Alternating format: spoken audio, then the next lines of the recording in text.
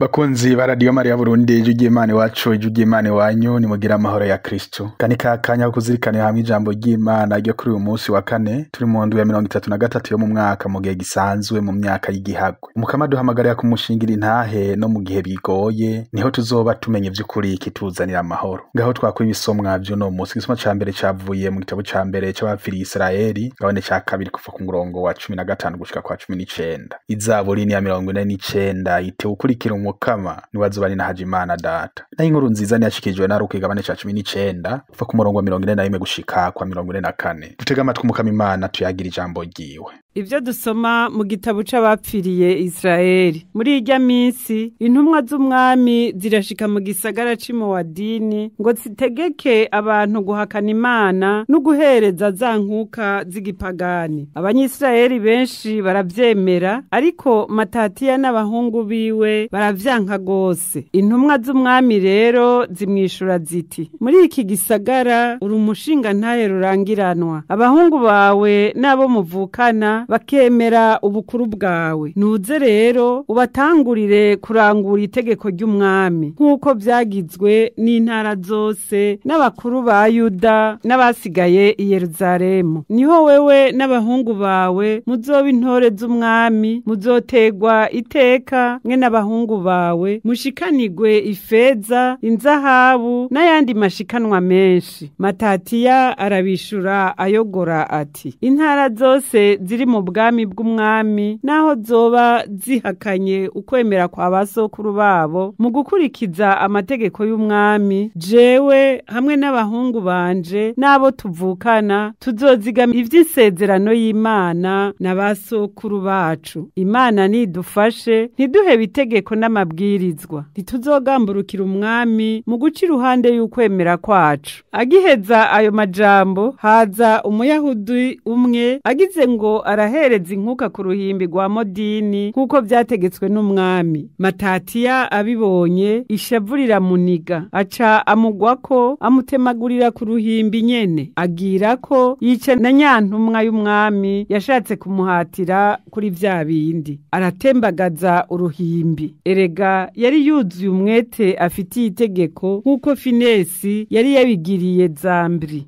Ivyo biheze, Matatiya agendura igisagara cose ayogora ati: umuntu wese akunda itegeko agashaka kugwanira isezerano y'Imana nankurikire. Ajana n'abahungu biwe bahungira mu misozi. Ivyo bari batunze mu gisagara barabiheba vyose. Niho rero abenshi barondera ubutungane n'ingingo bahungira icarimwe mu gahinga. Iryo ni ijambo ry'Umukama.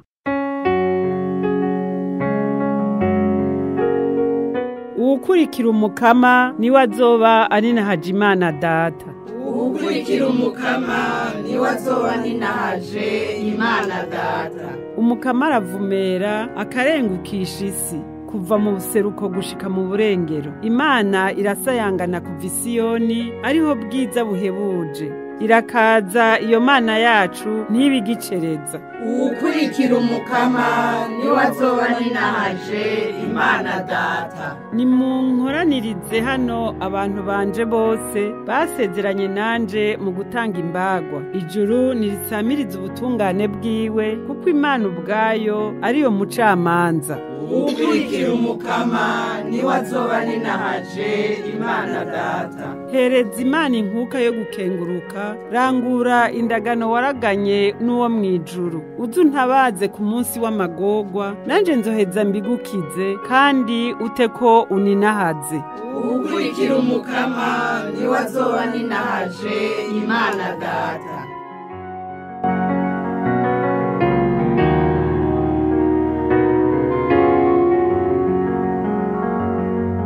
Ivyo dusoma mu nkuru nziza ya Yezu Kristo nkuko yashikirijwe na Luka. Yezu amaze kwegera Yerusalemu ngo abone igisagara, arakiririra ati: yo, ese nawe womenya muri iki gihe ico kuzanira amahoro? Bambewe mugabo rero ubuho ivyo vyarahishijwe amaso yawe. Nakare hazoza iminsi abasi bawe bagukikuza imigazo, ingabo zabo ziguca irya nino, bakwegereze mu mpande zawe zose. Bazokurisha ivumwe n'abana uzoba usigaranye, kandi ntabuye bazogusigarana ari kigeretse ku rindi, kuko wirengagije igihe waramutswa. Dushemeze ijambo ry'Imana.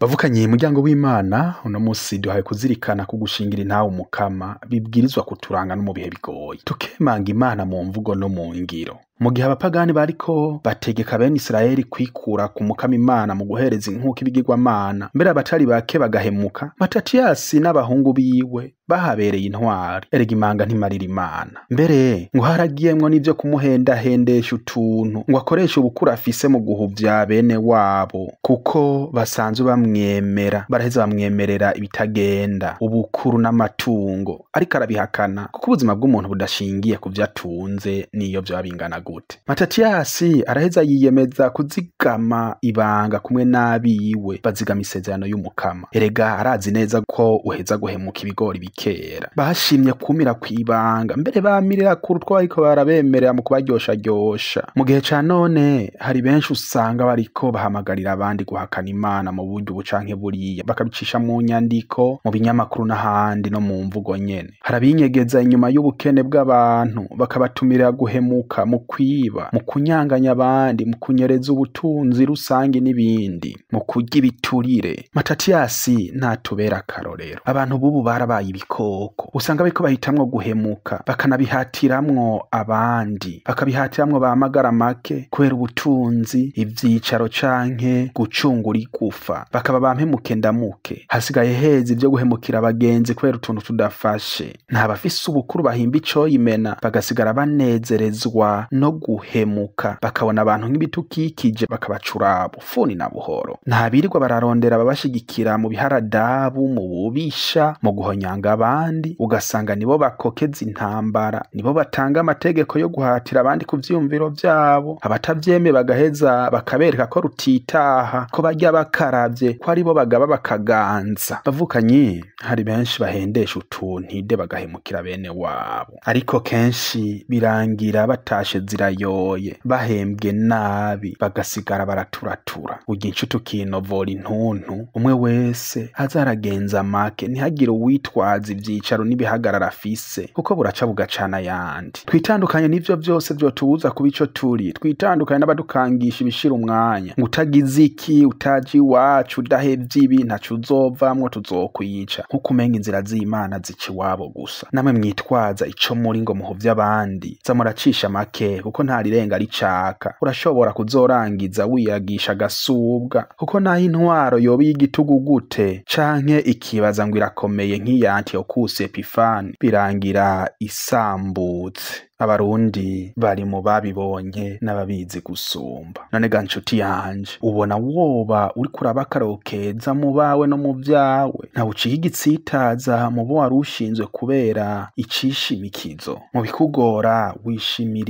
Imana yawe canke inguvu zindi. Uragumya umutima ukemanga izina ry'Imana, ukarishingira intahe n'ukwemera gushitsa nk'uko Matatiyasi yabigize. Woba ugira umwete mu vy'Imana canke hagize icaduka uca winyegeza inyuma y'igisaka. Ngo Matatiyasi agiheza kuvuga, haca haza w'agatima kamaze kwicura kaje guhereza inkuka ibigirwamana, nawe araheza amusukiranya n'iyo nkuka kumwe n'uwo umwami yari yatumye, aca atumira abakunda itegeko ry'umukama n'isezerano ry'Imana kumukurikira. Bavukanye umukama aradusaba kumushingira intahe w'akarokeza, kigisha kakongera akaremesha abatari bake, ariko nadusaba gukoresha inguvu. Yezu ubwiwe ntiyigeze akoresha inguvu ngo abantu bemera, ahubwo yabahamagariye guhinduka, kuko inama isumba ingimba kandi bigiye inama bigira Imana. Ikibabaje nuko bakomeje kwica amatwi, bigira intumva zo mu giharoharo, bakomantaza umutima. Mu kwanka urukundo rw'Imana biyonkoye kuri nye n'ubuzima, biyimbira icobo. Naco gitumye Yezu aja mu vyo kuririra iki gisagara ca Yeruzalemu, ko vyakinaniye kubona ibikizanira urukiza n'amahoro. Ingaruka mbi z'ubwo bugaba sizindi atariho kizosambuka, ntihagire ibuye risigara kurindi. Ivyo vyose kubera ukwirengagiza umuzo w'umukama. Umutama arahatiye amanyamarasara ntasaba. Turabaho ukwemera kwacu gugera, turabe ko twakira umukama n'ijambo ryiwe, duheze twikubite agashingo dukire. Mbega muvukanye, uramenya gushishoza ugahitamo ikiruta ikindi ngo ugire amahoro? Ntaho urondera amahoro ahatari, ntaho usanga wikwegeye amaganya mu kwishinga ibitagira mvura, ugasanga ubuzima bwawe uriko uburoha, ukabura vyose nk'ingati imenye, ukagira gusha no kugoka, ugasigara urishwa ivu atako uri bubigire. Kuri uno musi dusaba inema yo kwama twihambiriye ku mukama, kuko niwe adushoboza,